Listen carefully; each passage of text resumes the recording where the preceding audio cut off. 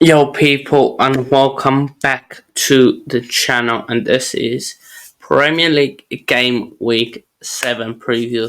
A massive game week for teams like Manchester United, like Chelsea, who have one of the easier games this week. A massive game for Tottenham, who take on Brighton, and same with Newcastle, who have the after Anthony Gordon derby versus Everton, and then Liverpool who have to stay top and face Crystal Palace. Can they win? And Wolves still searching for the first Premier League win this season. Will go away to Brentford. Could they get their first win of the season? Um, and yeah, loads to look into. Of course, Palace yet to win, Leicester yet to win, Southampton yet to win, and Wolves. So four teams yet to pick up 3 points. Leicester they face Bournemouth at home. Palace uh, face Liverpool at home. Southampton who does Southampton play? Arsenal away, and Wolves play Brentford away. After back, Wolves have to have the easier fixture out of them.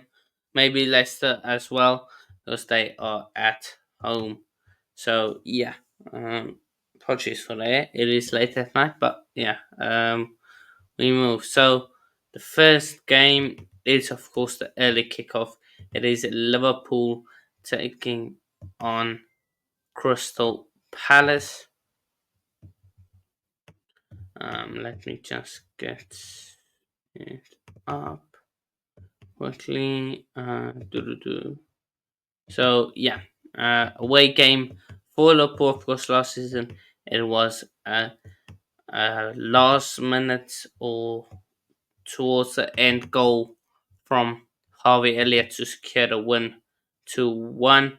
But Crystal Palace did beat Liverpool away from home last season in a 1-0 defeat. As you guys can see, my prediction there is 3-1 Liverpool. I think Liverpool at this stage just have enough to overcome Crystal Palace. Crystal Palace still trying to adapt with life without Joachim Anderson, without Michael Olise, so they have lost some players. They're going to try and adapt. I think they can score at home. Liverpool, I think, will just have enough for them. So that's my prediction: 3-1 Liverpool. Even if you look at the head-to-head, it is very dominated by Liverpool. So yeah, that's my prediction. That's really what I think. Life without Olise and Anderson will be tough. And then Arsenal go face Southampton at home. Of course, Southampton, newly promoted team, yet to pick up victory. Russell Martin looking out of ideas. And yeah, they just got smashed by Bournemouth on Monday night, 3-1. So Southampton, yeah, they did not look good in any sense against Bournemouth. As for Arsenal, they got the job done. Two 90-minute plus goals, um, for in yeah from Arsenal to secure the 1-4-2. They should have. I heard from Arsenal fans saying they should have won that game. And 4-0 should have been 4-0 up half time. So they just went clinical, and that almost cost them in the end. So yeah, but Arsenal, I don't rate the way they play football because it is very boring. But if they're gonna play boring and they win trophies, then fair enough. If they gonna play boring and not win anything, then a different conversation we are having here. But Arsenal at home should be really enough for Southampton. Let's be honest, Southampton poor side, especially going forward. They lack something except that Tyler Debling, who is a real handful when he is on the ball. So also definitely have to look out for him. but I'm gonna go with a 3-0 Arsenal one, clean sheet, and yeah, get the job done early and hopefully rest some players. I don't really have to rest some players, but could give an early rest to some. And then I have got Brentford picking up the third win of the season by beating Wolves 2-1. I don't think it gets better for Wolves. What Gary O'Neill is trying to do is trying to um, Wol- elevate Wolves to be playing this back four or style, and it's not coming off. Um, I think it's so. Oh, I might be wrong, but he's trying to play a new way, trying to move away from from what they have done, trying to elevate and improve on their football. And it's not worked yet. He's under immense pressure. A win away from home will do him so good. Um, I didn't watch the Liverpool game, but they lost. But I know the previous game when they played against not Villa, the one before when they played against Newcastle, they were actually very good against Newcastle. They just conceded two bangers from Harvey Barnes and I believe Fabian Schär that lost them that game. As for Brentford, it's not been the best for them, but it's another home game, and I think home games they're gonna back themselves. Don't know how the injury report is for them. I know they have, uh, yeah, I think Buemo's out or one of the forwards is out. They drew off West Ham 1-1, and looking at the record, they don't have a real. They haven't beaten Wolves at home. Um, in any sense. So Wolves have a massive good advantage on the head to head. So yeah, but reckon just the way Wolves are and the way Brentford, I think this game is for Brentford to win. If they don't, then they have to be looking at themselves, saying how can we not beat this Wolves side? So yeah, 2-1 to Brentford for me. Um, then we move to Leicester City Bournemouth. I was originally going for a 0-0 1-1, but yeah, I think this might be high scoring. Bournemouth, they look good on the attack. So do Leicester. Leicester just can't keep clean sheets. That's the only thing. Um, so yeah, but Bournemouth they look very good on the attack. Like against Southampton, Semenyo and pressing, um, setting a good standard for us ahead, showing us why it could be looking. It could be the next one to move. And yeah, Leicester, they've got Steve Cooper, not the best, and yeah, they're just trying to do what they can do. I think both teams, Bournemouth Bournemouth are a good team. I think they should be beating Leicester, but I think at the King Power it will be tough for them. So yeah, I think they lose to Leicester, in my opinion. Oh, sorry, draw with Leicester. I think they might bottle a lead or something like that happens. And then we move on to the champions, Manchester City, who are coming off two back-to-back draws against Arsenal and Newcastle. The Newcastle one was a shock, really, because I think they were expected to win and they didn't, and they trying to adapt with life without Rodri, um, but against Fulham have been a decent team, have been doing well. Who beat Forest, gave Forest their first loss of the season. You can see they are sitting sixth in the table. A win could put them above Chelsea, could put them above us momentarily till we play. So one is massive for Fulham, yeah, or even a point going away to City grabbing a point. But I think just City are just too good. Like comparing to Fulham, they're just too good, man. last season 4-0.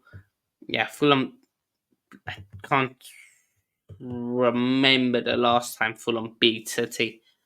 So City will smack them. I think 3-1. I think, like similar to Ipswich, I think Fulham get a goal, but it won't be enough, and they miss out on the on the on any point of sort. And then I've got West Ham beating Ipswich 1-0, and I might be asking, how can you have West Ham keeping a clean sheet? Are you thinking straight?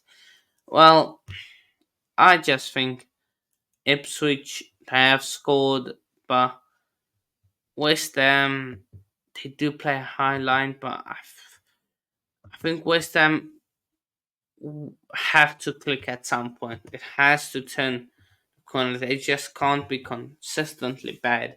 And the last time they faced, no, when they have faced somebody similar to Ipswich level, which comparing so far this season is across the past, they did beat them on the road.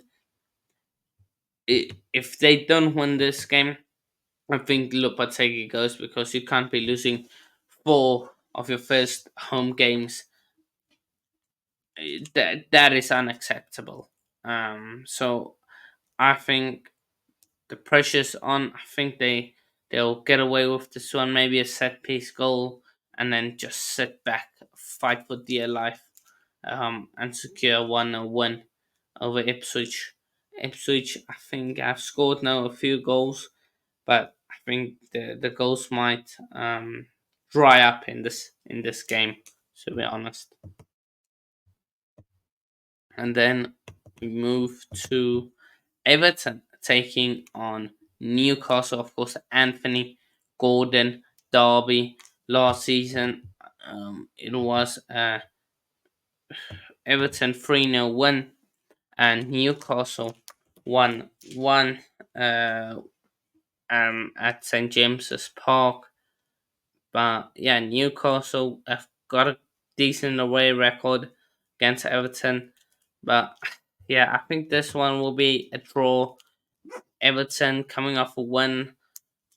I just think Newcastle are good enough team to get a draw away at Everton. They haven't played their best, Newcastle, so I think they will still improve throughout the season.